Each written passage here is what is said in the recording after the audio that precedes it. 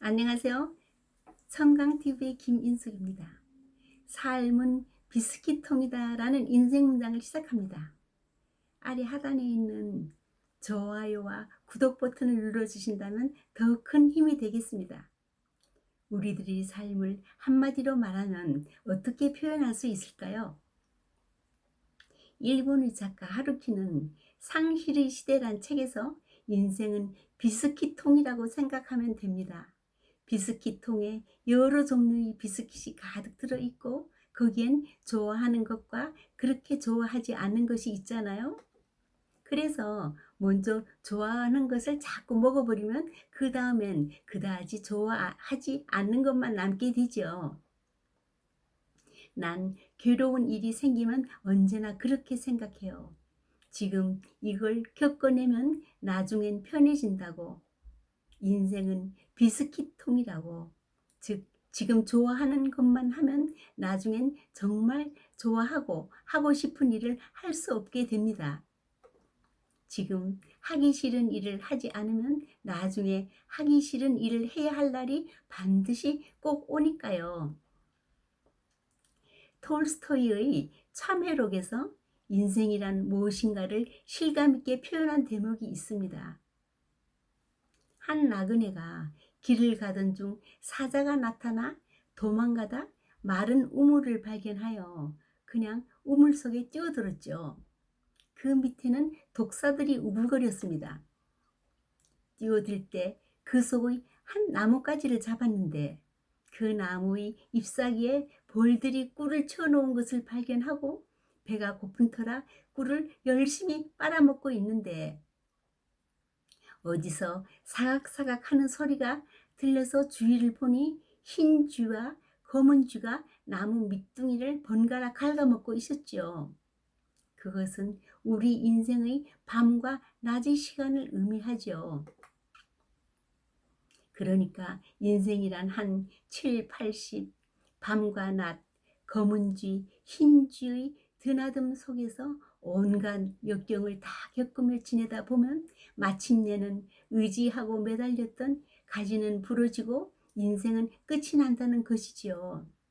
이 기막힌 사연이 우리네 현주소입니다.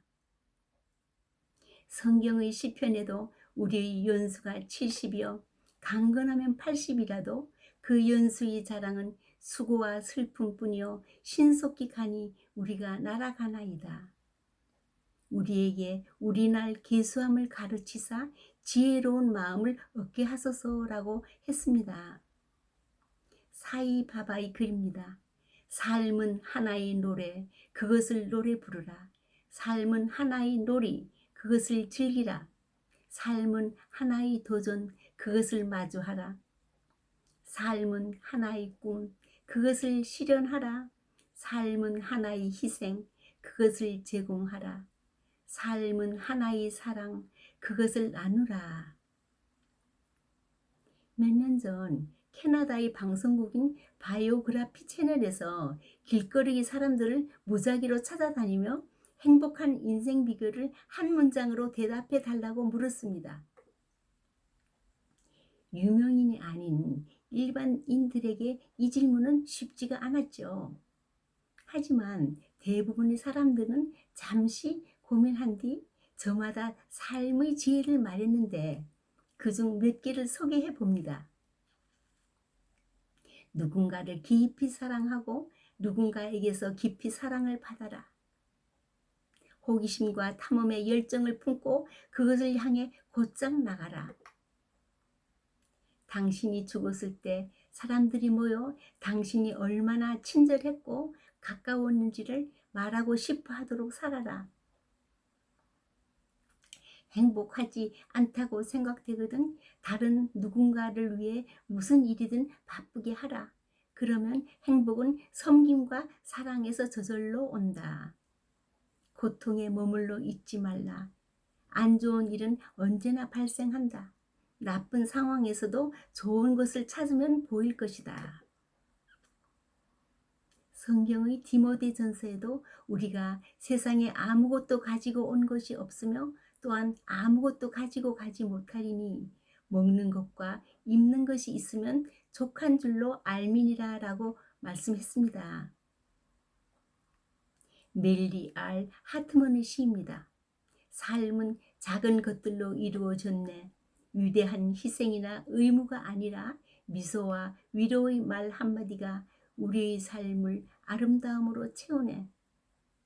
간혹 가슴 아리가 오고 가지만 그것은 다른 얼굴을 한 축복일 뿐. 시간의 책장을 넘기면 위대한 놀라움을 보여주리.